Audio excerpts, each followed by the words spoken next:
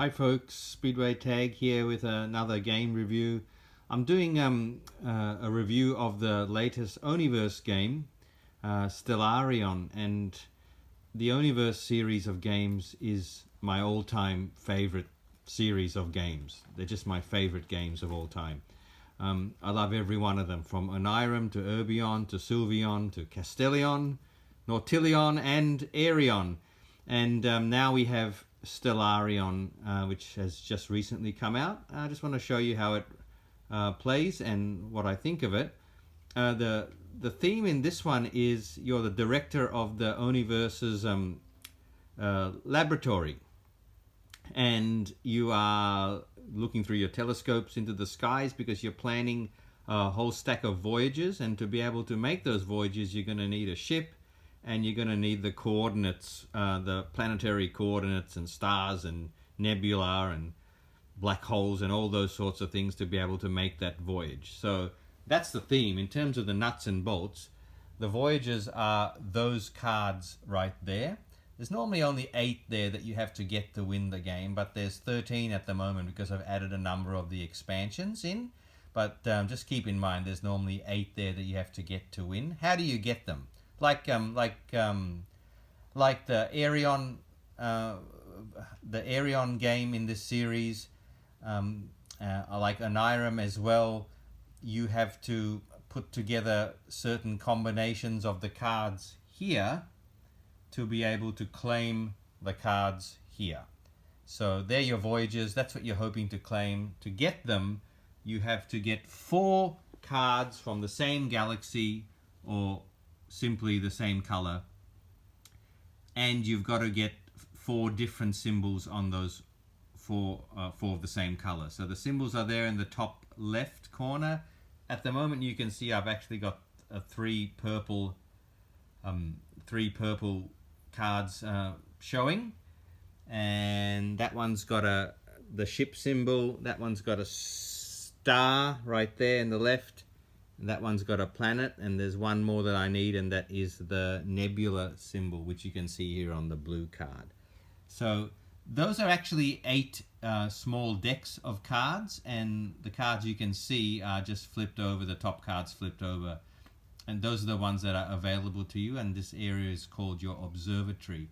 What we're trying to do is we're trying to manipulate these 8 decks to bring the cards that we need to the top of them so that we can discard a set of 4 to get these voyages. So for example, as I said, I've got 3 that I need in that purple galaxy. I've got the ship, I've got the star, and I've got the planet. I only need the nebula, and then I can discard those 4 and I can claim that voyage. Now we do have a shooting star over here which will help, because that can actually substitute for one of the cards that I need. So for example, let's try that. So I'll use this as the purple nebula. I'll discard the ship into its designated discard pile. I'll discard the purple planet and the purple star like that. Right, and with the shooting star playing the part of the missing card, I'm now able to go and take one of the purple galaxies from here and bring it into my little tableau here, and I've got that one now. So that's 1 out of 13 I now have. And so then we flip up the tops of these decks again, and to see what's available to us now. Oh, look at that. We've got We've almost got a blue voyage there, and because I've got 4 blue cards up, one's a star, one's the nebula, unfortunately another star and a planet. So this one needed to be a ship. So somehow I've got to manipulate the cards around to try and bring a blue ship up.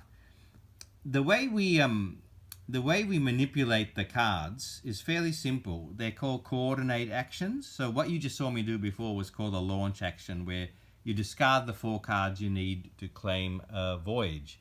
But for a coordinate action, that's what you're going to be doing most of the time, because That's the way you manipulate the cards in all these decks to bring up to the top the cards that you need.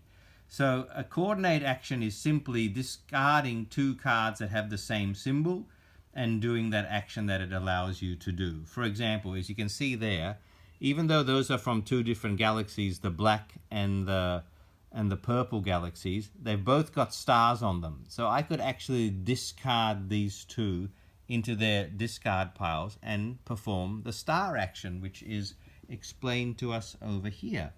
Discarding stars over here means twice I can choose a deck, shuffle it, look at the top 2 cards from the deck and put one face down at the bottom and one face up to the top. So that's a classic example of how we can bring cards that we want to the top. I've also got that's the only coordinate action I can do because I haven't got any other pairs. But for example, if I had 2 cards that had a planet on it, the planet coordinate action there is put 1 card from the observatory into the outpost. The outpost is just this area here where you can actually put cards on hold to use later. So that's very handy when you want to just reserve one when things aren't quite working out for you here. You can reserve it over here in the outpost by doing that planetary coordinate action. So the coordinate actions is discarding pairs to do the effect to allow you to manipulate cards to come to the top. Also we have, as you can see, I'm playing with the black hole expansion as well. So there's a black hole card in each one of these 8 decks. If I can get 4 of them showing at any one time, I can actually claim 3 voyages straight away.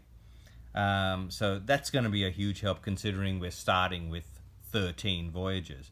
So if I can do the black hole action twice, I'm going to get rid of 6 voyages. And also I'm playing with this expansion, which is called the Theories and Breakthroughs. The theories are just a little pile of tiles, and that's telling me that anytime I can see 3 nebula symbols on the cards here, I can claim that and move to the next one and then flip it over, and now I've got to find 3 stars. Next, whenever 3 stars are showing, I can claim that one and move to the next one, and so on. The breakthrough is just a bit of a super ability that really beefs up a coordinate action, and the one I'm playing with this time beefs up the ship coordinate action. And the final expansion I've thrown into this one as well is called the Glaucous Sun, and this is really unusual for the Oniverse series because here we've actually got a board. Like this is a board to use. The Glaucous Sun little figurine starts there on a track and it moves along the track, and if it ever gets down to the end here, we lose the game. And by the way, we lose the game also if we run out of cards here and we don't have anything further to coordinate or launch, and we still haven't got all the voyages. You'll lose at that point as well. The way the Glaucous Sun works is every time you do a coordinate action, in other words, you discard a pair of symbols for an action, then the Glaucous Sun will actually move forward a certain number of spaces. So that's tricky because obviously the coordinate action is what you need to do to be able to get the cards you need to win, but in getting them, you are also moving that sun along that track, and pretty quickly, mind you, as well.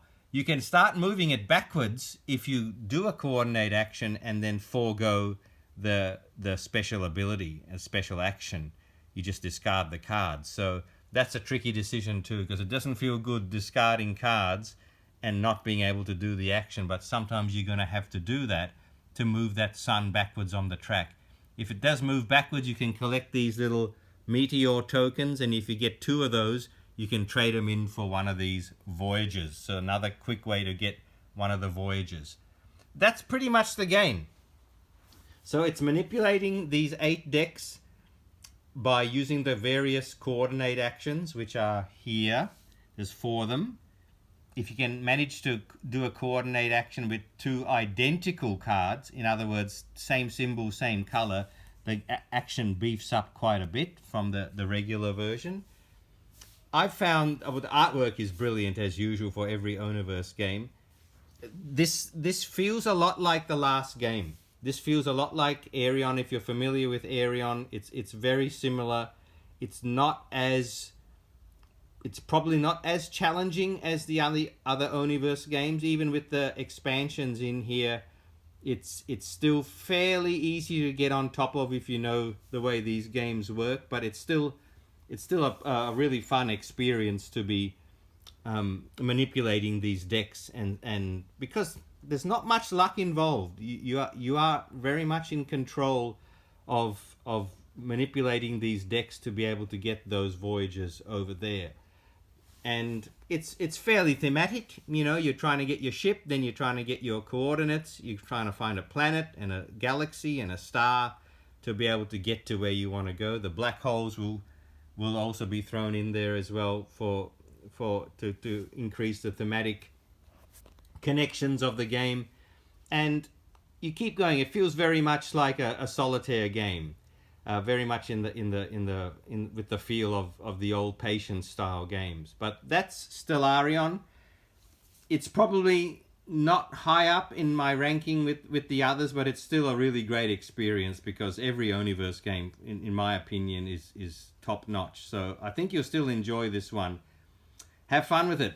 See you later.